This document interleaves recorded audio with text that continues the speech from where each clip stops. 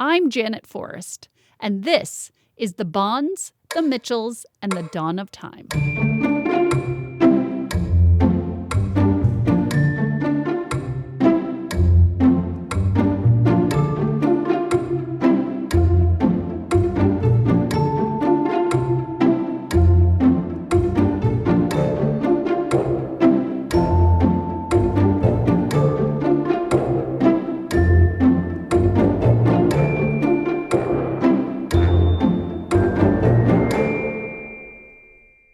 So, Jim, this was quite a complicated story to tell. So, some of the themes only became apparent after we put all the pieces together. So, tell me a little bit about what you learned upon reflection.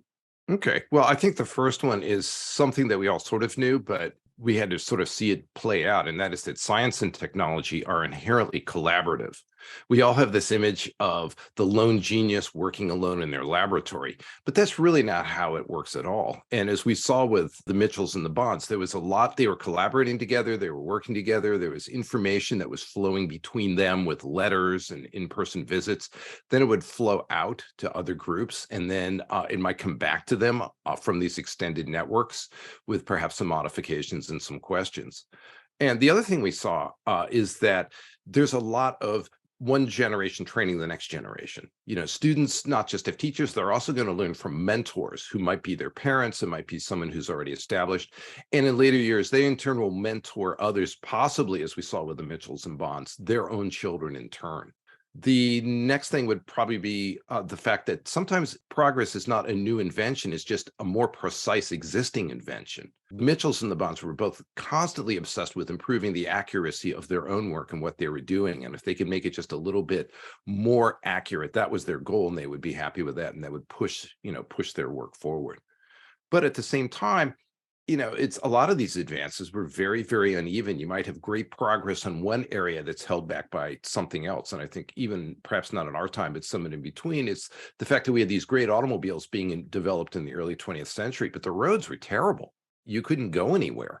And we sort of see that today. Someone on Nantucket might have a high performance, sports vehicle, a Maserati or something, and they're caught in traffic with the rest of us going 15 miles an hour. A lot of this has to do with change. We're now living in a time of, I think a lot of people would say, profound change. What was it like back then? I think you can make a case that the level of change that they experienced was possibly greater than our own. And there's a historian who pointed out that Alexander the Great and Benjamin Franklin, over those thousands of years, both lived in a world where nothing moved faster than horseback. But if you look at the life of Maria Mitchell, she was born when the first steamship began service on Nantucket. But she lived in a time where everything moved still on the older, slower pace. But through her lifetime, she saw the change that was brought about by the telegraph, by transatlantic cables, which allowed the communications to move literally between continents. So instead of taking 6 months for word to move from one end of the world to the other, it could be done in a matter of minutes. And this was all within Mariah's lifetime. She is living in a time when the telephone is now becoming a reality. So not only, you can now actually pick up a device and talk to someone who's many, many miles away. And that would have been almost unthinkable at the time she was born. The Bonds and the Mitchells, were they themselves kind of out on the edge, on the forefront of change?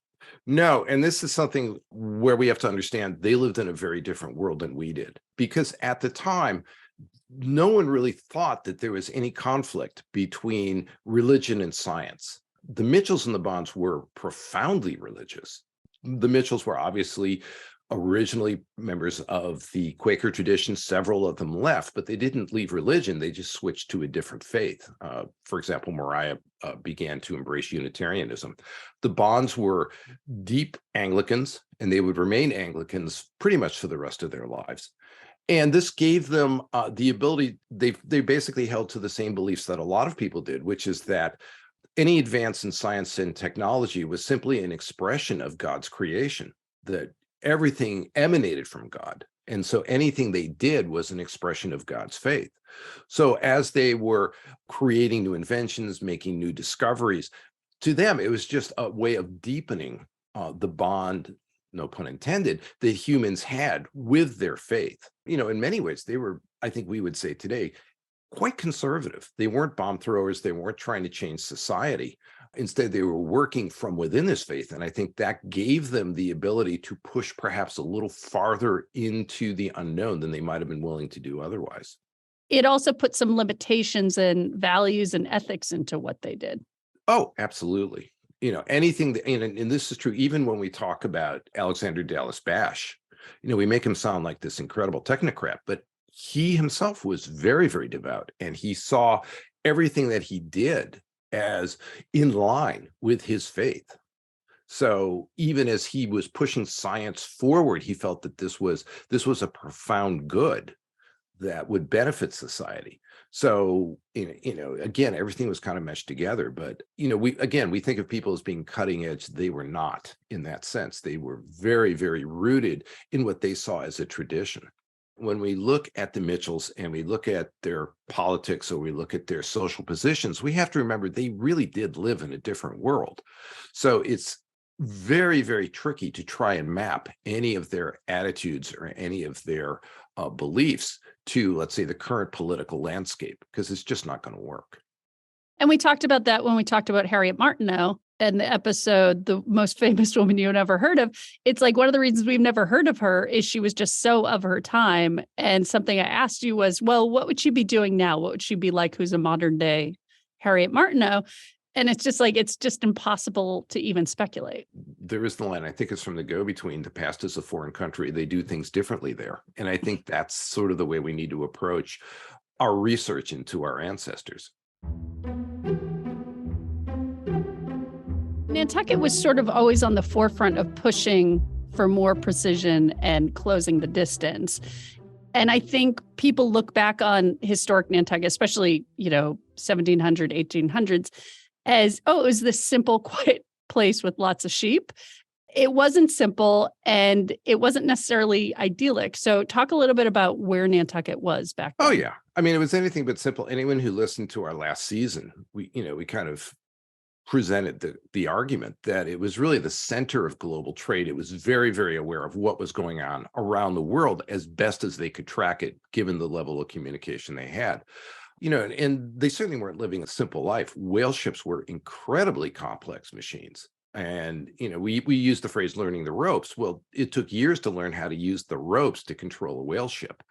If we want to go back to the Mitchells, the clock that was built by Walter Folger, who is a cousin of the Mitchells, still challenges restoration because it was so incredibly complex. You can go see it at the NHA.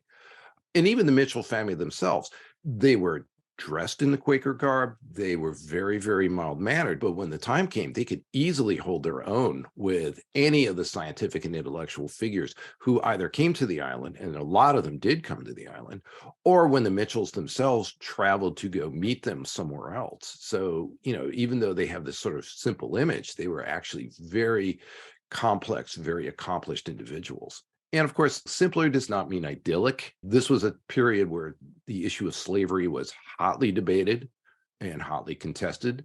Women had very few rights. And as unfortunately we also saw as we went through the series, disease and early death were more a norm, and being wealthy did not protect you.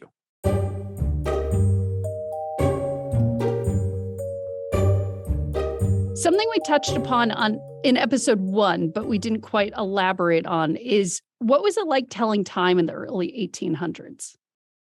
Well, in some ways it was more challenging. In some ways it was easier. It was challenging because there were no outside resources. Because if you think about how do we tell time now, a lot of times we don't have to, because our smartphone is going to be automatically synced invisibly to us. And then we just have to make whatever adjustments we might have to make for any mechanical clocks around the house.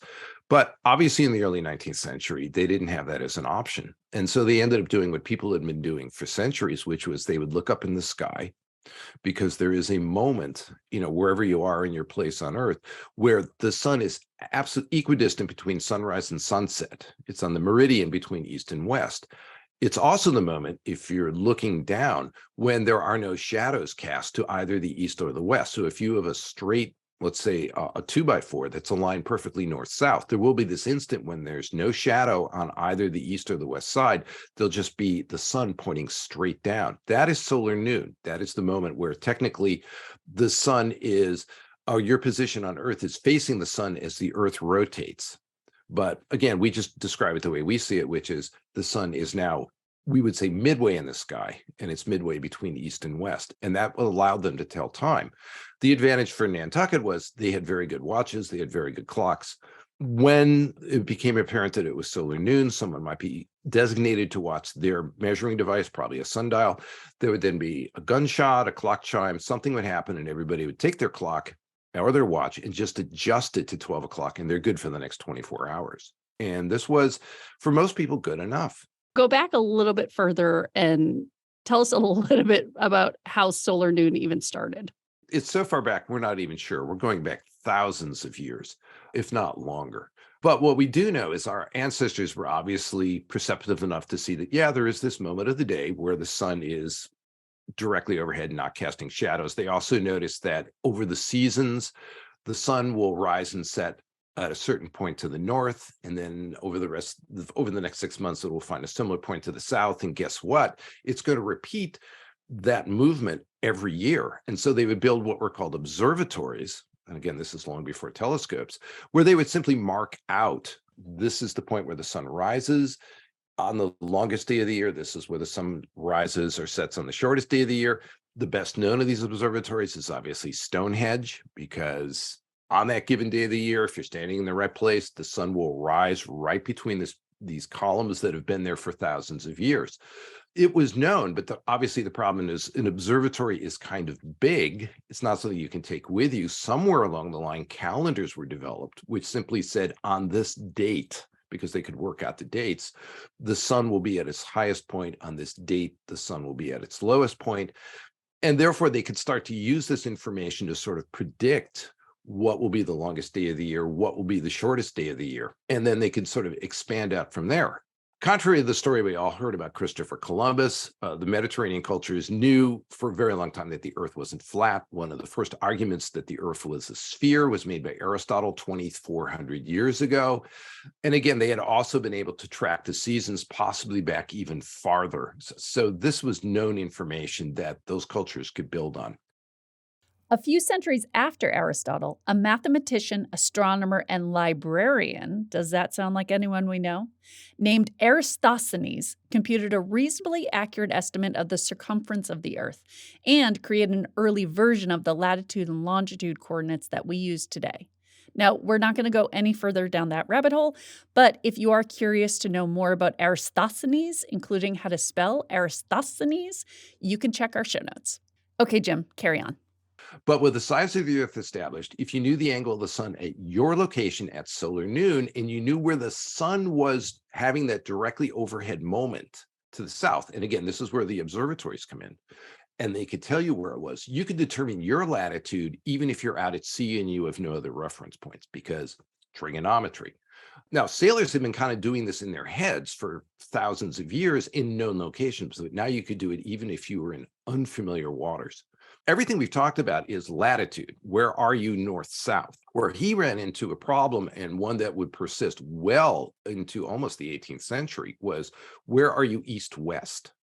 Yes. And we brushed across this in one of the episodes. And we even talked about John Harrison, who came up with the first chronometer. Right. But I mean, it's almost hard to overstate how complex and the factors that went into kind of determining longitude. So tell us more about that, why it was important.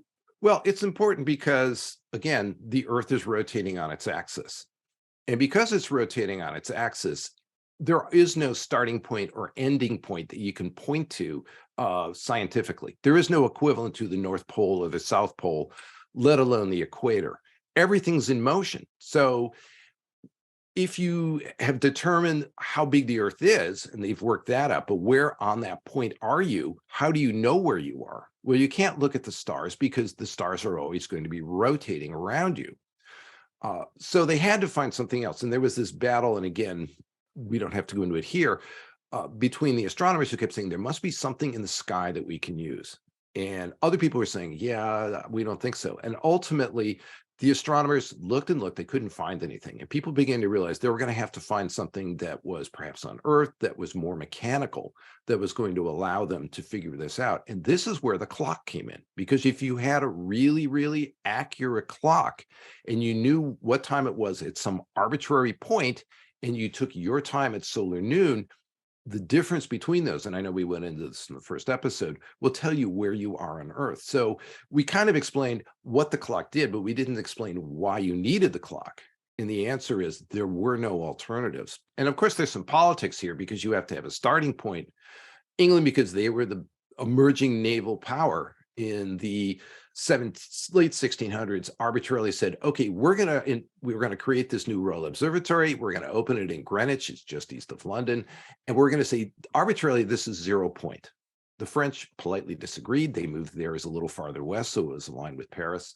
For the Americans, neither one was particularly helpful, because it was just too far away from them to make accurate measurements where there were. But finally, by the late 19th century, when we had these undersea cables that allowed us to instantly determine, where we were on Earth, suddenly everyone said, okay, fine, we'll go with Greenwich. And that is now, we don't call it Greenwich time anymore. I think it's called universal, I forget, it's universal time, I think is what they call it now. So it's been somewhat depoliticized, but under the hood, it's because that's where the English arbitrarily said, this is 0 point. Yeah, this idea of an arbitrary point, that's why there was Mitchell time. So tell us what Mitchell time is. Yeah, Mitchell time addresses a problem with Nantucket whalers using the quote official Greenwich Mean Time. And that is that's several thousand miles away from Nantucket. So even if you have the most accurate measuring devices, and we're talking the early 1800s here, you're still going to have a little bit of inaccuracy, and that's going to multiply as you get farther and farther away from Greenwich. So, as I think Jason Finger had mentioned during one of the episodes, you could be off by a mile or more by the time you got to Nantucket. So they needed a new reference point. And the Mitchells, among their other responsibilities, were responsible for maintaining these very, very accurate clocks. And by maintaining it, they were just determining, adjusting to make sure it was as accurate as possible, and then documenting the slight inaccuracies that they might have had. So you knew that over a month, it might gain a second, and you just factored that into your calculations. Because they were adjusting this to solar noon on Nantucket, and because these were Nantucketers who were sailing, they just used Nantucket as the 0 reference point, hence the use of Mitchell time, because that was good as any other point. It would still tell you where you were somewhere in the Pacific. And that came out of necessity. Like you said, it wasn't really political. It was just, they were just too darn far away from Greenwich to use it. But it did become political at one point within the US, right? Oh, it had always been political. I mean, there's been this recurrent tension, we'll call that, really since the revolution, of how big a government do we want, and how much do we want the government to, become the official body for all aspects of our lives. And there were people who said the best government is a small government. Private enterprise can handle things better. Let's go local. So they were resistant to, among other things, the creation of an official observatory that would replace Mitchell time or whatever time was being used by other areas. Obviously, if you're a ship sailing out of New York, you're probably going to use New York time, for example. And this tension remained right up to the Civil War. And then it just became necessary. Yeah, it's like suddenly, okay, there's a war need. We could lose this war if we don't have really accurate maps. And so we can no longer accept this slight deviation. It also helped that a good chunk of the people that were opposed to what were called improvements, that was sort of the overall name, just happened to be, for the most part, on the Confederacy, whereas the North, at that point, had become a much more industrial area. We had more railroads. We had a more need for precise information in precise time. So they were now a little more inclined to go along with it, which is not to say that everybody in the South was opposed to a national observatory and everybody in the North was in favor of it, but it was enough to kind of tip the balance.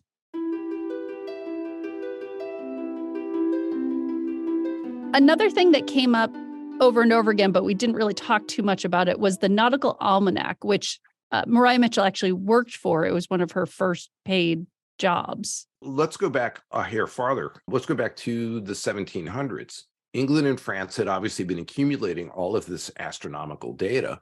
They wanted their respective navies and their respective maritime companies to take advantage of it. So they published what were called the official nautical almanacs. And the English one was published in 1767. It was published by the commissioners of longitude. These are the same people that eventually would give the award to Harrison for inventing the first really successful naval clock. And they called it the Nautical Almanac and Astronomical Ephemeris. The idea was that all the critical information in terms of the positions of the sun, the moon, and other bodies were now documented inside this document. And for America and for American sailors, they would continue to use it well into the 19th century because, again, we were a small nation. We didn't have an official observatory.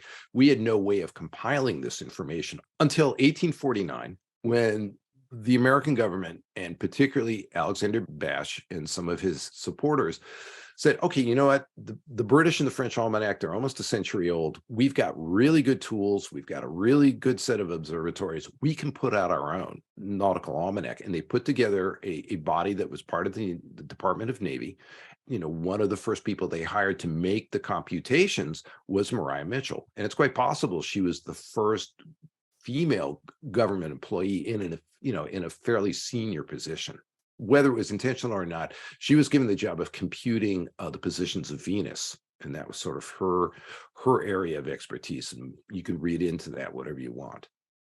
What's interesting about a lot of the work they did in terms of the nautical almanac and the sextant, we don't use it so much today, but people are still trained in it, right? Like it's still something that's valuable. Absolutely. I mean, now, when people need to know where they are, as with our smartphones, we're going to use GPS. But of course, if you're a sailor out on the water and you lose your batteries, GPS isn't going to help you. So you're going to need to know how to use the sextant because the design was perfected 200 years ago. There's been some changes in the materials, but essentially it's the same thing. If you gave a modern sextant to a Nantucket sailor from, let's say, 1823, they look at it and they might marvel at how lightweight it is, but that's about the only change they would notice. The design still remains almost exactly the same. And obviously navies want to train their personnel in how to use the sextant because if there ever is a shooting war, the first target is probably going to be the GPS satellites. You don't want to have a situation where your fleet's at sea and suddenly they don't know where they are. And this is something they can all fall back on. So yeah, it's still widely used and widely known.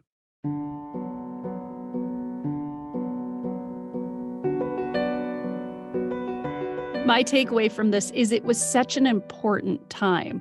There was so much happening, and there was this technological shift and advance in understanding of the world within, maybe 50, 60 years that the Bonds and Mitchells were really so pivotal in.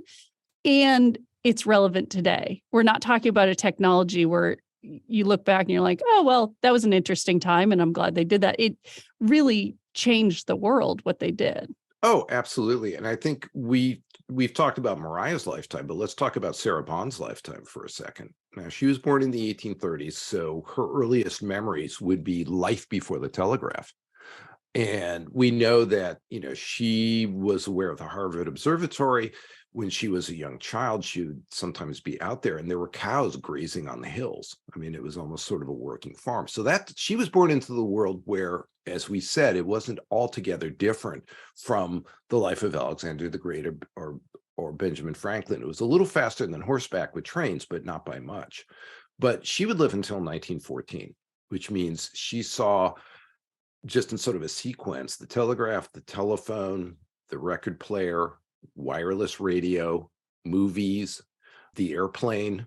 These were all viable technologies that were being deployed at the time she passed in 1914. I mean, we would look back on it and it would feel a little bit primitive, but it wasn't altogether dissimilar than the world we know and understand. I think for someone who might be a little younger, they might be put off by the absence of the internet or social media, but you could see the beginnings of that as well. It was there. It was just running at a much slower pace. This fourth season that we've been working on about the Mitchells and the Bonds, it kind of all started with something you came across, or rather someone you came across when you're researching an episode we did on the catalog that was created in 1900. And that was Sarah Apthorpe Cunningham Bond. And so at that point, she was just kind of a name and you thought there was something there. And now here we are months later. Given everything you've learned and discovered, what's your biggest takeaway? I think there's sort of two.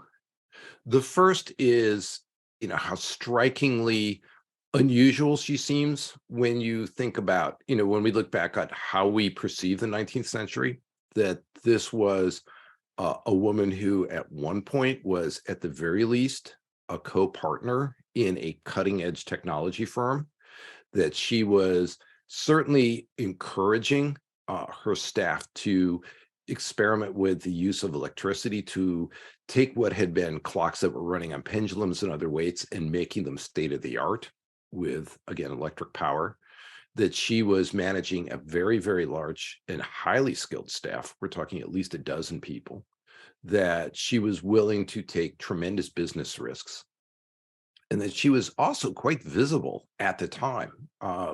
We have not heard of her, we may not remember her, but certainly within the maritime community, within, we'll call it the technology community at the time, she was very, very well known and accepted as someone who was highly capable of managing the firm that she had been brought in to run. But at the same time, I think once we look for her, we realize that she's not all that unusual, that there were more than a few women who had risen to very prominent positions and were kind of pushing back the boundaries a little bit. They are absolutely out there. And once you go looking for them, they're everywhere. And I think we just tend to see that time and time again. And I think the third thing is just how much of a challenge it's been to try and put ourselves into her shoes and put ourselves into the shoes of the others. I mean, at this point, if you ask me, what were these people like? I have a slight sense of their personality, but were they friendly? Were they chatty? Would I like to sit down and have a coffee with them? I have no idea. We just don't know enough about them. But at the same time, when you read what they did right, and when you read what their goals were, when you read about them, you understand that, as I said earlier, they lived in a very, very, very different world than ours. And, I think we have to sort of look back on the past with not just saying, oh, they were simpler, oh, they didn't know as much as we know. If we went back there, we'd be screaming successes. I think it's sort of implicit in that. And I don't think that's true at all. I think they succeeded because they were very, very knowledgeable, because they understood their time. And probably if we went back there, we would mess up in any one of a half dozen ways, because we just do not understand the way they see the world. And it's not necessarily that that we're smarter or better. I don't think we are. We just happen to know a little more. Knowing everything you know now, would you go back to that time? Absolutely not. If I went back, I'd be dead. And it's not that I've had any significant health crises over the years, but the fact that I've had at least a few rounds of antibiotics, the fact that I've had access to good dental care, the fact that anesthetic exists, the fact that we understand germ theory now, I think we sometimes fail to take account for just how much our society has eliminated so many of the traumas and just tragedies of the past, just with our own somewhat incremental or non-incremental progress. I like the idea of clean water. I like the idea of, well, let's end it at that. I like clean water. And from a woman's perspective, it's easy to look back on Sarah and Mariah, and they had these extraordinary lives and had these extraordinary opportunities. That doesn't mean they didn't have to fight for those and advocate for those. Unfortunately, they had mentors that were pushing them forward and helping them forward. I can only imagine some of the conversations they had and some of the things that were said to them that are now said still today. And I think it's really easy to look back and say, wow, they just kept plowing and breaking down barriers and overcoming obstacles. But they were breaking down barriers and overcoming obstacles. And I imagine that could get tedious and exhausting at times. Absolutely. And the deck was stacked against them much more than it would be today. I mean, I'm not saying this is the best of all possible worlds. It certainly isn't. And we have no idea what's going to happen tomorrow. But yeah, I can't imagine any, unless you're just so totally in love with some aspect of a past culture, I can't imagine anyone wanting to go back or try to live that kind of life. And yeah, the barriers they had to face every minute of every day. I mean, it was constant. Simply put, they couldn't vote, for starters. In many ways, their legal rights were seriously prescribed. So it's amazing they accomplished as much as they did.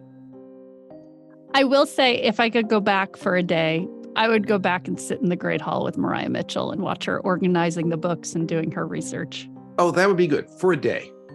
For a day.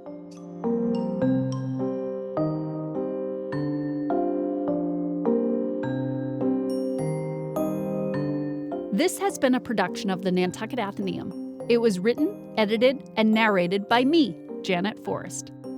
Special thanks to the Atheneum's Reference Library Associate, Jim Borzilleri. Please check the show notes for more information and sources on the research. If you enjoyed this podcast episode, please rate, review, and subscribe. It helps others find the show.